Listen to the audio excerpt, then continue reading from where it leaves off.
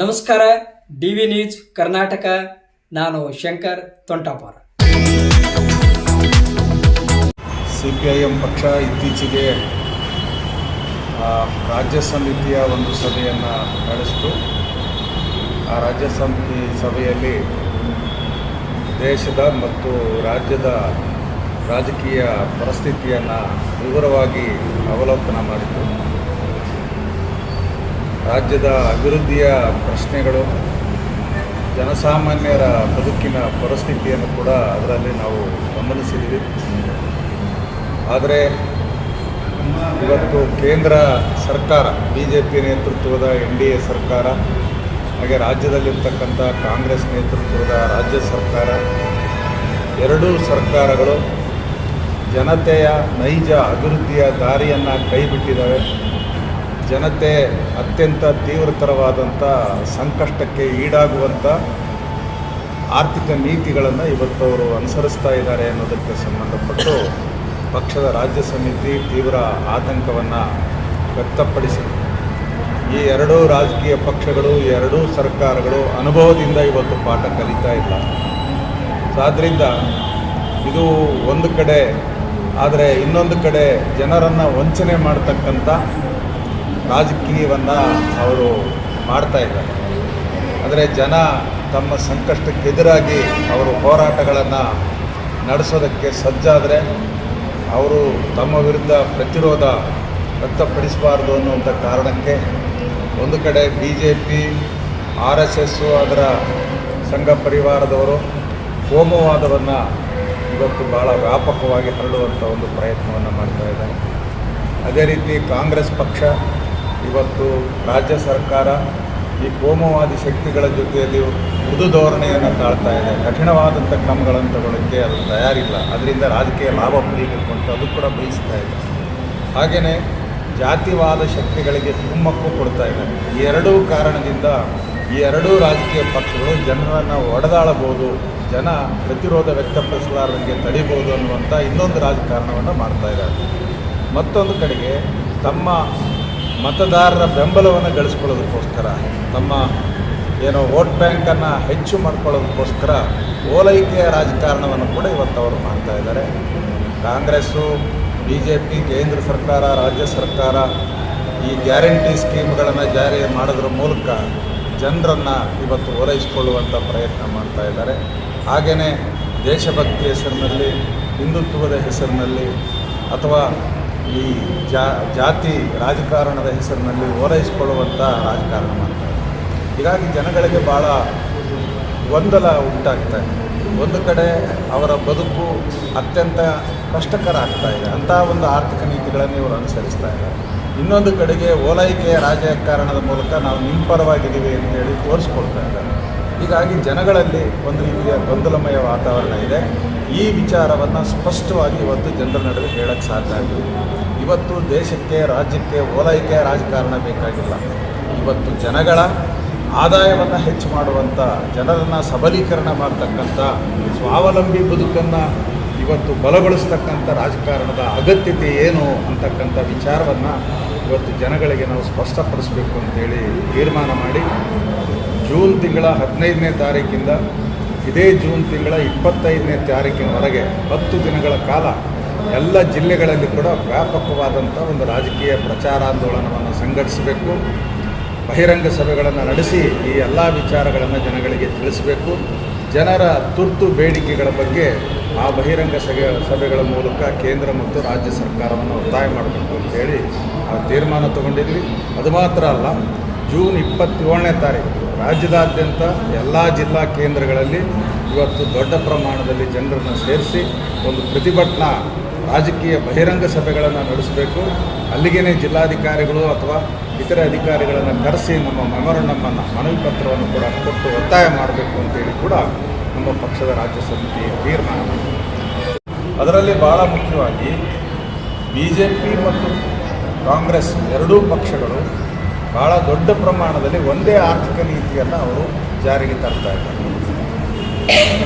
ಬಂಡವಾಳದಾರರು ಮತ್ತು ಭೂಮಾಲಕರ ಲೂಟಿಕೋರ ನೀತಿಗೆ ನೆರವಾಗುವಂಥ ಜಾಗತೀಕರಣ, ಉದಾರೀಕರಣ, ಖಾಸಗೀಕರಣದ ನೀತಿಗಳನ್ನೇ ಅವರು ಒಂದು ಕಡೆ ಕೇಂದ್ರ ಸರ್ಕಾರದ ಮೂಲಕ, ಇನ್ನೊಂದು ಕಡೆ ರಾಜ್ಯ ಸರ್ಕಾರದ ಮೂಲಕ ಜಾರಿಗೆ ತರ್ತಾ ಇದ್ದಾರೆ. ಇದರಿಂದ ಇವತ್ತು ಬಂಡವಾಳದಾರರು ಮತ್ತು ಭೂಮಾಲಕರಿಗೆ ದೊಡ್ಡ ಪ್ರಮಾಣದ ಲಾಭ ಆಗ್ತಾ ಇರೋದನ್ನು ನಾವು ನೋಡ್ತಾ ಇದ್ದೀವಿ. ನಮ್ಮ ಪಕ್ಷ ದಲಿತರಿಗೆ ಭೂಮಿ ಕೊಡಿ, ಯಾರು ಬಗರುಕುಂ ಸಾಗುವಳಿಯನ್ನು ಮಾಡ್ತಾ ಇದ್ದಾರೆ ಅವರಿಗೆ ಭೂಮಿಯ ಹಕ್ಕು ಕೊಡಿ, ಮಹಿಳೆಯರಿಗೆ ಭೂಮಿಯ ಹಕ್ಕು ಕೊಡಿ, ಕೂಲಿಕಾರರಿಗೆ ಭೂಮಿಯ ಹಕ್ಕು ಕೊಡಿ, ಅವ್ರಿಗೆ 5 ಎಕರೆ ಜಮೀನನ್ನು ಕೊಡೋದ್ರ ಮೂಲಕ ಅವರನ್ನು ಸ್ವಾವಲಂಬಿಗಳನ್ನಾಗಿ ಮಾಡಿ ಅಂತ ನಾವು ಕೇಳ್ತಾ ಇದ್ದೀವಿ. ಆದರೆ ಇವತ್ತು ಕೇಂದ್ರ ಸರ್ಕಾರ, ರಾಜ್ಯ ಸರ್ಕಾರ ಕಂಪನಿಗಳಿಗೆ ಭೂಮಿಯನ್ನು ಕೊಡಬೇಕು ಅನ್ನುವಂಥ ಒಂದು ರಾಜಕೀಯ ನಿಲುಮೆಯನ್ನು ತಾಳಿದ್ದಾರೆ. ಸೊ ಹಾಗಾಗಿ ಒಂದು ಕಡೆಗೆ ಯಾರು ಇವತ್ತು ನಾಳೆ ನಮಗೆ ಭೂಮಿ ಸಿಗ್ಬೋದು ಅಂತೇಳಿ ದಲಿತರು ಆಸೆ ಪಡ್ತಾ ಇದ್ದಾರೆ, ಮಹಿಳೆಯರು ಆಸೆ ಪಡ್ತಾ ಇದ್ದಾರೆ, ಕೂಲಿಕಾರರು ಆಸೆ ಪಡ್ತಾ ಇದ್ದಾರೆ, ಅಥವಾ ಸರ್ಕಾರಿ ಭೂಮಿಯನ್ನು ಅಲ್ಲಿರ್ತಕ್ಕಂಥ ಬೇಲಿ ಮತ್ತಿತರ ಇವುಗಳನ್ನು ಸರಿಪಡಿಸಿ ಇವತ್ತು ಕೃಷಿಗೆ ಯೋಗ್ಯವಾದಂಥ ಜಮೀನನ್ನಾಗಿ ಬದಲಾವಣೆ ಮಾಡಿರ್ತಕ್ಕಂಥ ಬಗರುಕುಂ ಸಾಗುವಳಿದಾರರು, ಅರಣ್ಯ ಹಕ್ಕು ಭೂಮಿ ಸಾಗುವಳಿದಾರರು ಅವರು ಇವತ್ತು ಹಕ್ಕು ಸಿಗ್ಬೋದಂತ ನಿರೀಕ್ಷೆ ಮಾಡಿದ್ದಾರೆ. ಅವರಿಗೆ ಇವತ್ತು ಸಿಗ್ತಾ ಇಲ್ಲ. ಅವರನ್ನೆಲ್ಲ ಇವತ್ತು ಬಲವಂತವಾಗಿ ಒಕ್ಕಲೆಬ್ಬಿಸಲಾಗ್ತಾ ಇದೆ. ದಶಲಕ್ಷಾಂತರ ಬಡವರು ಇವತ್ತು ಭೂಮಿಯಿಂದ ಆಚೆ ತಳ್ಳಲ್ಪಡ್ತಾ ಇದ್ದಾರೆ.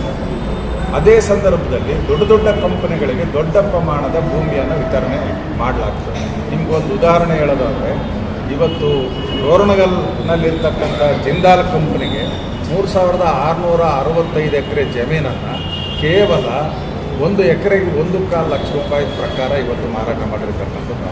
ನೀವು ವಿಜಾಪುರದಲ್ಲಿ ಅಥವಾ ವಿಜಾಪುರ ಜಿಲ್ಲೆ ಯಾವುದೇ ಒಂದು ಹಳ್ಳಿಗೆ ಹೋಗಿ ನೀವು ಒಂದು 30-40 ಸೈಟನ್ನು ಕೇಳಿದ್ರೆ ಕನಿಷ್ಠ 3 ಲಕ್ಷ 4 ಲಕ್ಷ ಇಲ್ಲದೆ ಸಿಗಲಾರದಂಥ ಒಂದು ಪರಿಸ್ಥಿತಿ ಇದೆ.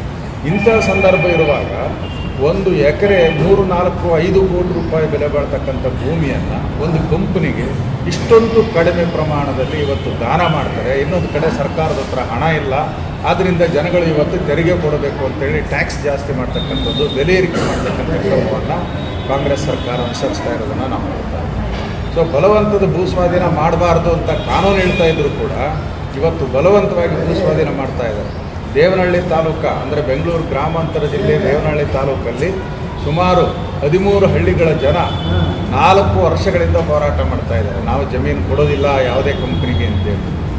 ಯಾವಾಗ ರೈತರು ಜಮೀನು ಕೊಡೋದಿಲ್ಲ ಅಂತ ಹೇಳ್ತಾರೆ, 80% ಜನ ಅಂಥ ಜಮೀನುಗಳನ್ನು ಭೂಸ್ವಾಧೀನ ಮಾಡಬಾರ್ದು ಅಂತೇಳಿ ಇವತ್ತು ಭೂಸ್ವಾಧೀನ ಕಾಯ್ದೆ ಹೇಳ್ತಾ ಇದ್ರು ಕೂಡ ಆ ಭೂಸ್ವಾಧೀನ ಕಾಯ್ದೆಗೆ ವಿರುದ್ಧವಾಗಿ ಇವತ್ತು ಕರ್ನಾಟಕ ಸರ್ಕಾರ ಮೊನ್ನೆ ಅಂತಿಮ ನೋಟಿಫಿಕೇಷನ್ ಮಾಡಿ ಅವರು ಭೂಮಿಯನ್ನು ಕಬಳಿಸುವಂಥ ಪ್ರಯತ್ನ ಮಾಡ್ತಾ ಇದೆ.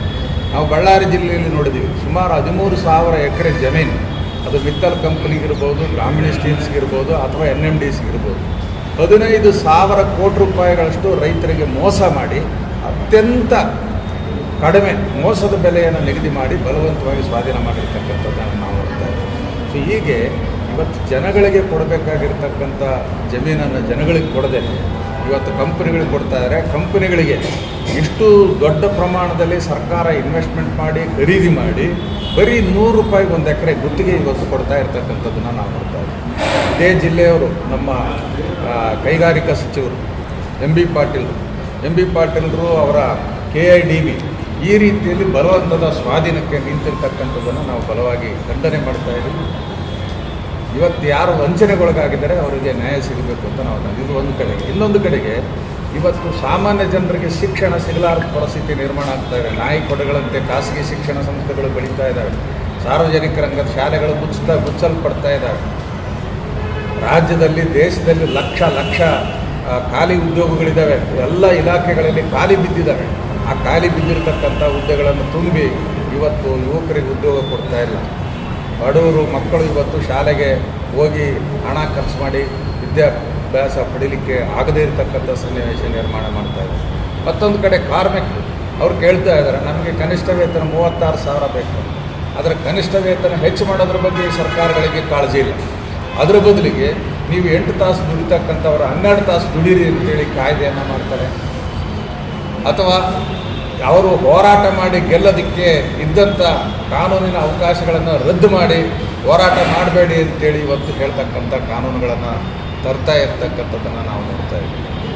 ಸೊ ಅದರಿಂದ ಈ ರೀತಿ ಜನವಿರೋಧಿ ನೀತಿಗಳನ್ನು ಇವರು ಒಂದು ಕಡೆಗೆ ಮಾಡುವಾಗಲೇ ಇನ್ನೊಂದು ಕಡೆಗೆ ಕಾಂಗ್ರೆಸ್ ಏನು ಹೇಳ್ತದೆ, ನಾನು 52,000 ಕೋಟಿ ರೂಪಾಯಿಗಳ 5 ಗ್ಯಾರಂಟಿಗಳನ್ನು ಜಾರಿ ಮಾಡಿದ್ದೀನಿ, ನನ್ಯಾರು ಹಿಡ್ಕೊಳ್ಳೋರು ಅಂತ ಹೇಳ್ತಾ ಇದ್ದಾರೆ. ಜನಗಳಿಗೆ ಇದು ಕನ್ಫ್ಯೂಷನ್. ನಿಜ, ಗ್ಯಾರಂಟಿ ಸ್ಕೀಮ್ಗಳನ್ನು ನೀವು ಜಾರಿ ಮಾಡಿದಿರಿ, ಅದರ ಅಗತ್ಯ ಇತ್ತು, ಇವತ್ತು ಜನಗಳು ತಗೊಂಡಿದ್ದಾರೆ. ಆದರೆ ಒಂದು ಕಡೆ ಗ್ಯಾರಂಟಿ ಸ್ಕೀಮ್ಗಳನ್ನು ಜಾರಿ ಮಾಡಿದ್ರ ಮೂಲಕ ಓಲೈಕೆ ರಾಜಕಾರಣ ಮಾಡ್ತಾ ಇದ್ದಾರೆ, ಮತಗಳಿಕೆ ರಾಜಕಾರಣ ಮಾಡ್ತಾ ಇದ್ದಾರೆ. ಅದೇ ಸಂದರ್ಭದಲ್ಲಿ ಅದೇ ಜನರು ಅವರ ಸ್ವಾವಲಂಬಿ ಬದುಕನ್ನು ನಾಶ ಮಾಡ್ತಾ ಇದ್ದಾರೆ.